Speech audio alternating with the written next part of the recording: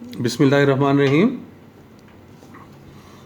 Differentiation unit 2 आज भी इसी को कंटिन्यू करेंगे। इससे पहले हम एक्सरसाइज 2.5 स्टार्ट कर चुके हैं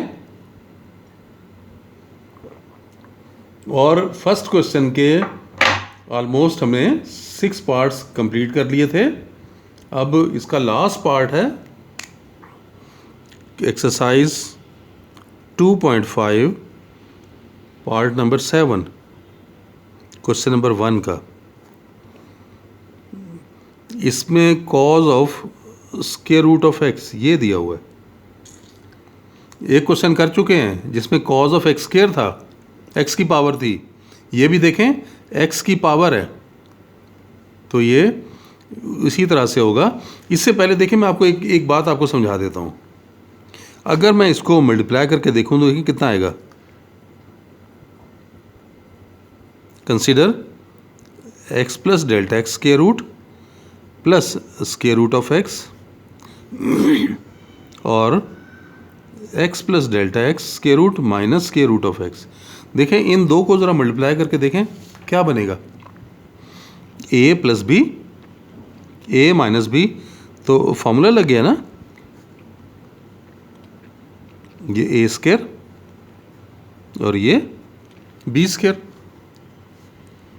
ए स्क्वायर बी स्क्वायर कैंसिल हो गए, स्क्वायर कट गया, x plus delta x minus x, x भी कैंसिल हो गया, तो डेल्टा एक्स आ गया।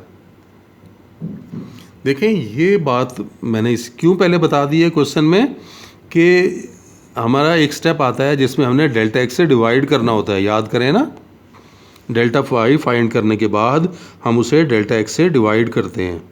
तो ये डेल्टा एक्स डिवाइड करेंगे तो हम बजाय डेल्टा एक्स लिखने के ये लिख सकते हैं इन दो फैक्टर्स का प्रोडक्ट। अभी मैंने प्रूव कराया है कि इन दो को आपस में मल्टीप्लाई करें तो क्या आंसर आता है, डेल्टा एक्स आता है। ठीक है ना, समझ आई बात ये। तो बजाय डेल्टा एक्स लिखने के हम क्या लिख सकते हैं, ये दो फैक्टर्स लिख सकते हैं। अब क्वेश्चन की तरफ आते हैं। Let y equals to cos of square root x. पहला स्टेप क्या है, y प्लस डेल्टा वाई और cos of square root of x plus delta x. y को हमने दूसरी तरफ शिफ्ट कर लिया, तो ये y हम उधर लेके गए तो माइनस हो गया। वैल्यू पुट कर लें, square root of y square root of x हो गया।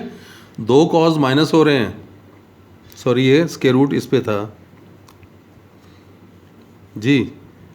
दो कॉज माइनस हो रहे हैं, क्या फॉर्मूला लगेगा,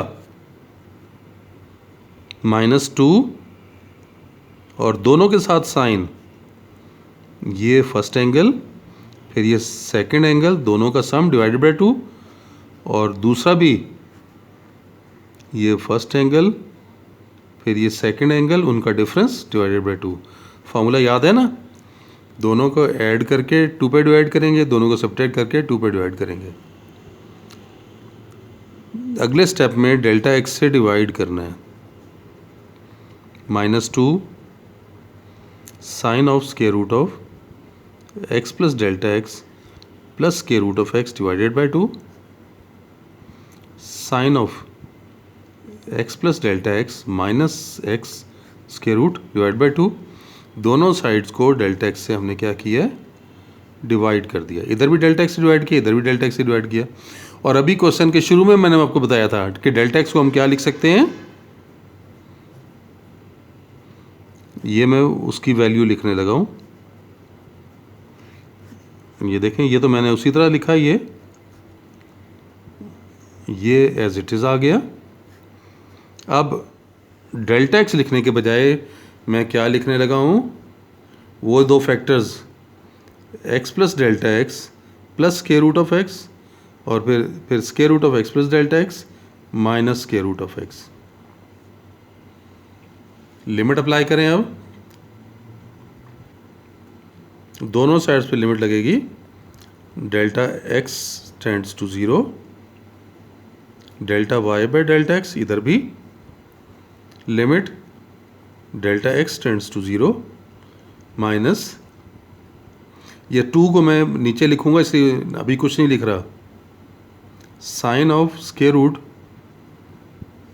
x plus delta x plus square root x divided by 2, और फिर ये वाला sine of square root x plus delta x minus square root x divided by 2। तो ये मैंने ये जो स्क्वायर रूट है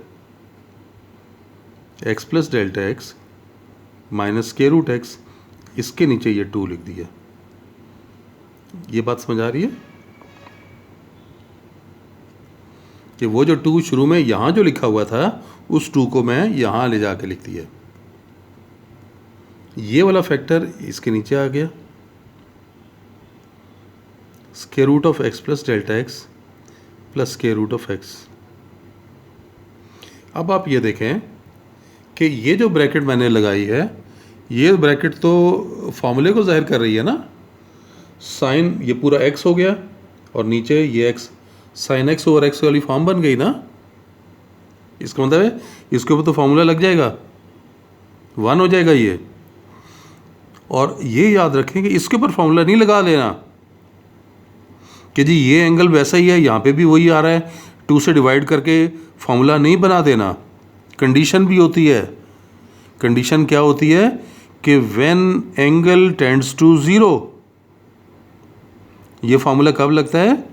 when angle is very small, when angle tends to 0।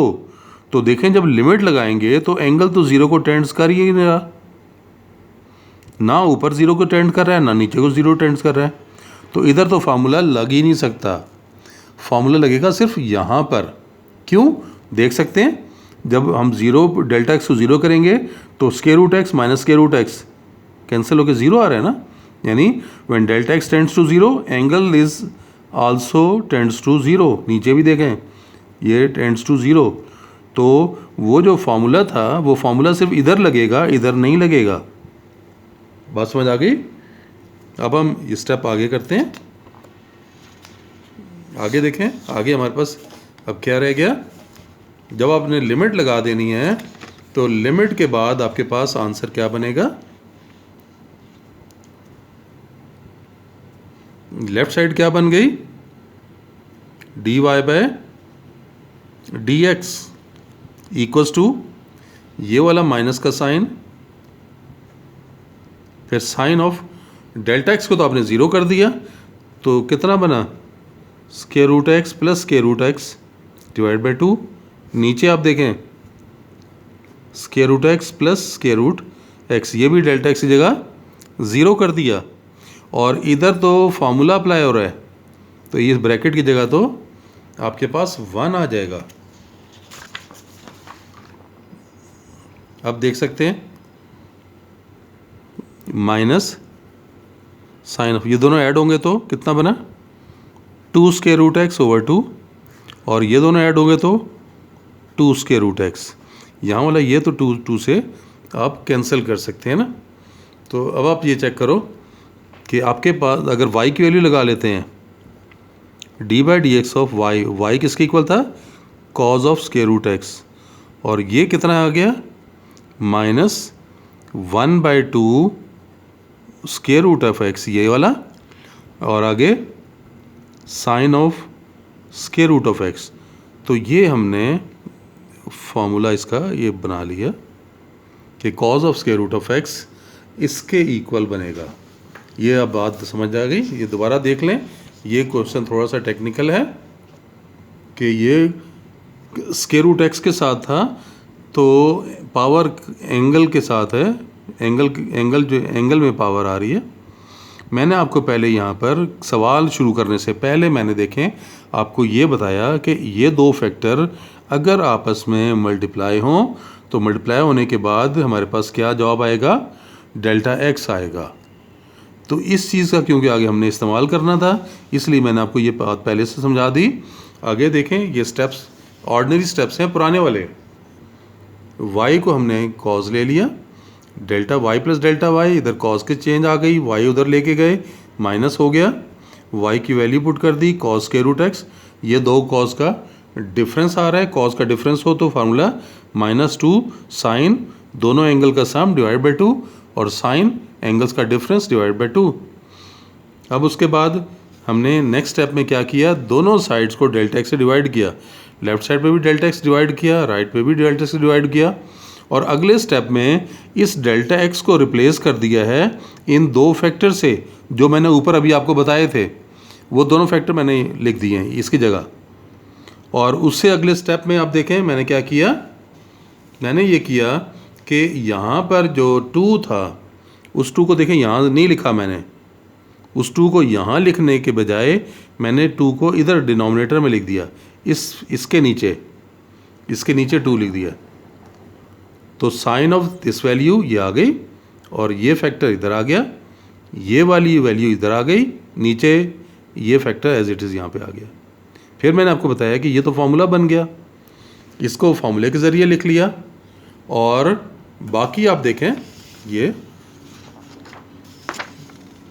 Limit apply की, लिमिट अप्लाई करेंगे ये 0 हो गया, square root x plus square root x over 2 ये भी 0 हो गया, तो square root x plus square root x.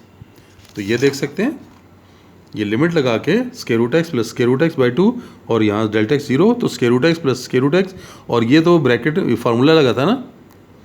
और नेक्स्ट स्टेप में अपने ये दोनों को ऐड करके 2 पे डिवाइड किया, ये दोनों ऐड हो गए, ये आ गया, ये 2 तो कैंसिल हो जाएगा, साइन स्क्वायर रूट एक्स और नीचे ये 1/2 स्क्वायर रूट एक्स, ये देखें 1/2 स्क्वायर रूट एक्स और sine of square root x. तो इस तरह से cos of square root x को इस तरह से लिखेंगे। तो ये क्वेश्चन थोड़ा टेक्निकल है इस लिहाज से कि ऑर्डिनरी ये वाहिद क्वेश्चन है कि जिसमें हमें डेल्टा एक्स को उसके फैक्टर्स बना के रिप्लेस करना पड़ा है, बाकी किसी क्वेश्चन में हमें ऐसा नहीं करना पड़ा। तो ये हमारा 2.5 एक्सरसाइज के तमाम पहले क्वेश्चन के तमाम पार्ट्स हो गए हैं। और इसके साथ ही यानी इस एक्सरसाइज का वो पोर्शन ख़त्म हो गया कि जिसमें आपको इस्तेमाल करना था फर्स्ट प्रिंसिपल का, यानी डिफरेंशिएशन बाय फर्स्ट प्रिंसिपल, वो कंप्लीट हो गई। अब आगे आपको कहीं पर भी इस चैप्टर में कहीं पर भी आपको डिफरेंशिएशन बाय फर्स्ट प्रिंसिपल इस्तेमाल होती नज़र नहीं आएगी। जो हमने डिफरेंट फार्मूलाज ड्राइव किए हैं, इससे पहले हम ट्रिग्नोमेट्रिक फार्मूलाज और इन्वर्स ट्रिग्नोमेट्रिक फार्मूलाज कर चुके हैं, उनकी अब एप्लीकेशन हम इस एक्सरसाइज के रिमेनिंग क्वेश्चन में करेंगे। तो आज के लिए इतना ही। इंशाल्लाह कल से हम क्वेश्चन नंबर 2 का आगाज़ करेंगे और उसमें हम जितने फार्मूलाज हम पीछे पढ़ चुके हैं उन सब फार्मूलाज की एप्लीकेशन आएगी। उन फार्मूलाज को आप देख लीजिएगा, प्रोडक्ट रूल, कोशेंट रूल, फिर ट्रिग्नोमेट्रिक फंक्शन के 6 फार्मूले और इन्वर्स ट्रिग्नोमेट्रिक फंक्शन के भी 6 फार्मूले। ये फार्मूले ज़रूर आपने देख लेने हैं ताकि अगले लेक्चर में आपके लिए आसानी हो। तब तक के लिए अल्लाह हाफिज़।